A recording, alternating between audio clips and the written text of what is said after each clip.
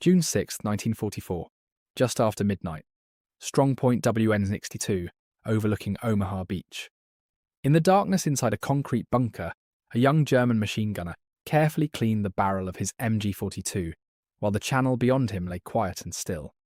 In his pocket was a letter from his girlfriend, promising she would wait for him until the war ended in victory. Only days earlier, he had written back with complete confidence, telling her that any Allied invasion would be smashed and thrown back into the sea. After all, Field Marshal Erwin Rommel himself had recently inspected the coastal defences and expressed satisfaction with the overlapping fields of fire. The men stationed there had been told that if the enemy came, the beaches below would become their graveyard. In those early hours staring through the gunslit into the calm darkness, it was easy to believe. Yet within half a day, that same gunner would be sitting in shock among thousands of spent shell casings, his weapon overheated and warped, his nerves shattered, staring at an invasion force so vast it felt almost unreal. What he and countless other German defenders were about to witness was not simply an attack. It was the full force of the largest amphibious invasion in history, seen from the wrong side of the battlefield.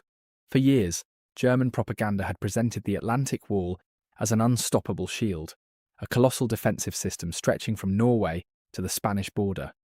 Hitler had called it impregnable. Along the coast of Normandy, bunkers, pillboxes, artillery positions, anti-tank emplacements, mortar pits, rocket launchers, minefields, and machine gun nests had been arranged in what was supposed to be a perfect killing zone. Omaha Beach alone had been transformed into a death trap of concrete, wire, steel, obstacles and mines. Wooden stakes, Belgian gates and Czech hedgehogs filled the tidal flats. Behind them, fortified positions waited to pour fire into any landing force reckless enough to come ashore. German officers had calculated their fire plans in advance, believing they could saturate the beaches with a storm of shells and bullets. On paper, the defence looked overwhelming, but paper calculations assumed perfect conditions, steady communications, unlimited ammunition, and an enemy that behaved as expected. The reality of June 6th would shatter every one of those assumptions. The first great German mistake had been born from the weather. On June 5th, meteorologists studying the storm systems over the Channel concluded that an invasion was impossible. Winds were high, waves were rough, and the skies were low and threatening. Senior commanders accepted the forecast with confidence. Rommel left for Germany to visit his wife on her birthday, convinced that no major operation could begin in such conditions. Other officers were away at exercises or war games. Naval patrols were reduced. The coast remained defended, but not at peak readiness. What the Germans did not know was that Allied weather teams, with access to Atlantic data the Germans lacked, had identified a narrow break in the storm. It was small, temporary and risky, but it was enough. Eisenhower seized that brief opening, and with that decision the fate of Normandy began to turn. Late on June 5th, German radar operators started picking up unusual movements over the Channel. Large aerial formations appeared on their screens, but radar warnings had become hard to interpret. The Allies had spent months feeding the Germans false signals, deception flights, dummy operations, and misleading intelligence designed to keep them uncertain. So when reports began arriving that paratroopers were landing inland across Normandy, confusion spread almost immediately. Some reports placed them in one sector, some in another. Some units said they were British, others said American. Dummy parachutists dropped with noise-making devices added to the chaos. The effect was exactly what the Allies wanted: uncertainty, hesitation, and delay. German officers who understood what this could mean asked for permission to counterattack, but the machinery of command moved slowly. Orders were delayed while headquarters tried to understand what was happening. Valuable time slipped away. To some German commanders, it was already obvious that the paratroopers were not the main attack, but the opening move of something much larger. Yet they were trapped in a system that demanded clarity before action, and clarity was the one thing nobody had that night. Then came dawn. As the first grey light spread across the water, German observers looked out from their bunkers and coastal positions and saw something almost beyond belief. The sea was covered with ships, not a handful, not even hundreds, thousands. From horizon to horizon, the Channel was filled with warships, landing craft, transports and support vessels of every size. Battleships, cruisers, destroyers, merchant ships, and assault craft stretched across the water in a mass so enormous that many defenders could barely process what they were seeing. To men raised on years of propaganda about weak democracies and divided enemies, the sight was psychologically crushing. It looked less like an invasion than the arrival of an entire world. Then the bombardment began. Shells from battleships and cruisers slammed into the coast with a force the defenders had never experienced. Bunkers built to withstand heavy punishment cracked and shook. Men were buried under collapsing debris, dug out, then buried again as the next salvo landed. The confidence many had placed in concrete and steel vanished under the thunder of naval gunfire. The Atlantic Wall, which had been sold as the ultimate shield, now felt alarmingly fragile. At the same time, German hopes of contesting the skies were exposed as fantasy. The Luftwaffe, once the terror of Europe, could offer almost nothing in return. Against the vast Allied air armadas overhead, the German air response was pitiful. The morning attack on the beaches by German aircraft amounted to little more than a symbolic gesture. 2 planes streaking low over the shoreline could not change the outcome of a battle unfolding on an unimaginable scale. For the defenders below, it was another devastating realization. The air force that was supposed to protect them was essentially absent. At 6:30 in the morning, the first assault wave struck the beaches. Despite the bombardment, many German defenders still manned their positions and opened fire. On Omaha in particular, the result was horrifying. Machine guns cut through the incoming Americans, artillery and mortars pounded the shoreline, and the beach became a scene of slaughter.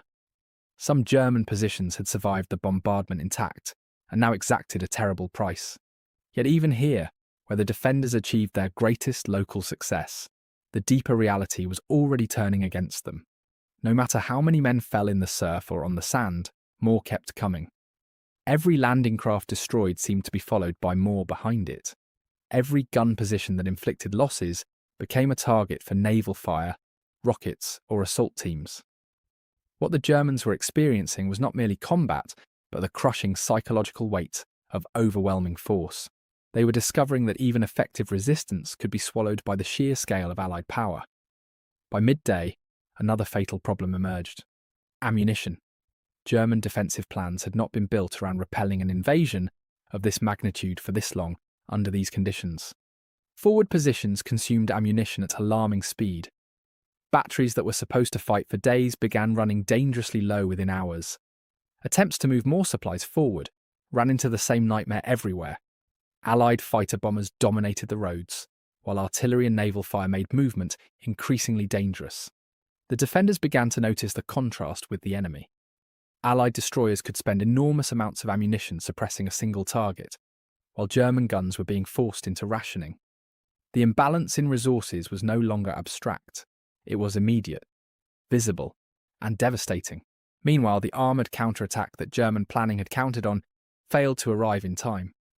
Panzer units near the coast were delayed by confusion, slow orders, and the rigid command structure that required top-level authorization before major formations could move. Hours passed while the beachheads expanded. When armoured elements finally attacked later in the day, they faced a battlefield transformed by Allied air superiority, naval firepower, and airborne operations on their flanks. German units advancing toward the coast encountered not only enemy infantry and tanks, but specialised Allied engineering armour, mine-clearing vehicles, flamethrowers, and bridging equipment that seemed to belong to an entirely different kind of war. Even where German armour achieved some movement, it could not reverse the larger tide. The chance to crush the invasion on the beaches had slipped away in the very hours when speed had mattered most. Behind the front, airborne troops multiplied German panic. British and American paratroopers had landed across key areas, disrupting roads, bridges, communication lines, and rear positions. To the Germans, it often seemed as though enemy troops were everywhere. Small airborne units, dummy drop, scattered landings, and sabotage all combined to create a sense that the rear was collapsing. Units hesitated to move for fear of ambush. Some fired at shadows. Others lost contact entirely with higher headquarters. French resistance actions only worsened the breakdown, cutting lines and sabotaging infrastructure at the exact moment the defenders most needed coordination. Radio problems, jamming, and bomb damage left many commanders blind. As the day wore on, entire formations were forced to fight in isolation, unable to see the full battle and incapable of mounting a coherent response. By nightfall on June 6, the full scale of the disaster was becoming clear. The Atlantic Wall had been breached, coastal strongpoints had fallen or been isolated, artillery was wrecked, overrun, or nearly out of ammunition. The Luftwaffe had failed, the Navy had done little to stop the landings, the Allies were not being pushed back into the sea. They were digging in, linking beachheads, unloading armour, supplies, and reinforcements, and turning the invasion into a permanent foothold. Through the night, German attempts to regroup and launch counterattacks ran into the same brutal reality again and again. Any movement was exposed by flares, radar, or aerial surveillance, then hit by artillery, naval gunfire, or fighter bombers. Men advancing under darkness found themselves suddenly illuminated, as if under daylight, with shells raining down from offshore before they could even reach the enemy. It was a battlefield where the Allies seemed to see everything and strike everywhere. As the days passed, the invasion only grew stronger. Allied logistics worked with astonishing efficiency. Ships unloaded men, tanks, guns, fuel, and supplies at a pace Germany could not begin to match. Artificial harbours were assembled. Reinforcements poured in continuously. German divisions trying to reach Normandy from elsewhere in France discovered that movement itself had become a nightmare. Roads, railways, bridges, and convoys were under relentless attack from the air. Formations that should have arrived in a matter of days took weeks, often reaching the front already damaged and exhausted. Some lost huge numbers of vehicles before even entering combat. For German soldiers, the psychological effect was crushing. If they could not even arrive intact, how could they hope to change the outcome? Within a week, the pattern was unmistakable. German casualties mounted. Elite units that had once built their reputation on toughness and discipline were being worn down, broken apart, or forced into retreat. Tactical brilliance or local success no longer mattered enough. There were still moments when German commanders and crews showed exceptional skill. There were still fierce counterattacks and temporary victories. But each success revealed the same truth. The Allies could replace their losses almost immediately, while Germany could not. A tank destroyed on one side might be replaced within hours. On the other, its loss could be permanent. A regiment shattered in battle could be reinforced by the Allies with fresh men and supplies, while German replacements grew thinner and weaker. In Normandy, the war was no longer being decided by courage alone, or even by battlefield skill. It was being decided by industrial power. That was the deeper revelation of D-Day from the German perspective.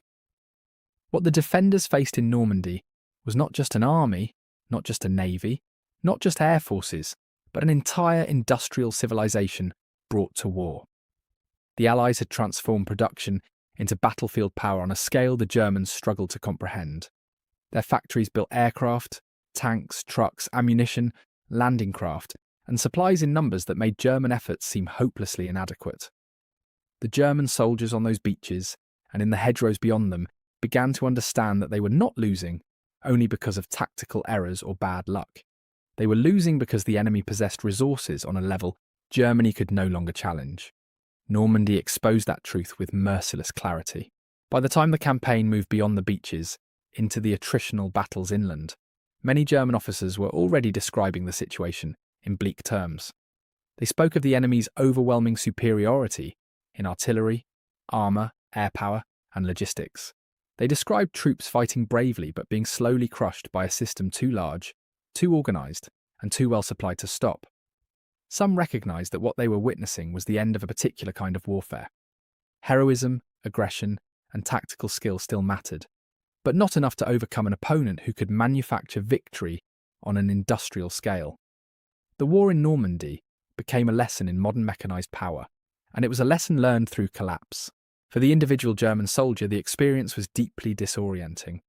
Many had entered June 6 believing in final victory, in the strength of their fortifications, in the weakness of the enemy, and in the ability of German arms to turn back whatever came.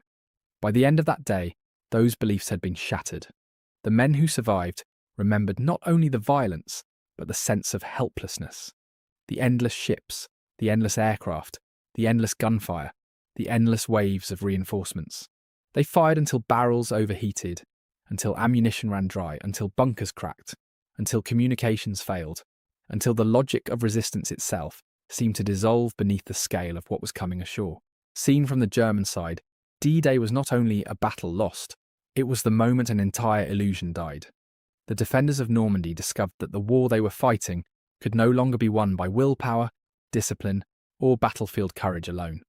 They were facing enemies whose strength came not merely from soldiers, but from factories, shipping lanes, oil, steel, organisation, and an economic machine so vast it could absorb losses that Germany could never afford. The beaches of Normandy became the place where German soldiers encountered the full, terrifying reality of Allied industrial supremacy. They had been told they would throw the invaders back into the sea. Instead, they watched a tide of men and machines roll ashore that could not be stopped. In that realisation lay the real meaning of D-Day from the German perspective, not just defeat, but the collapse of faith in victory itself.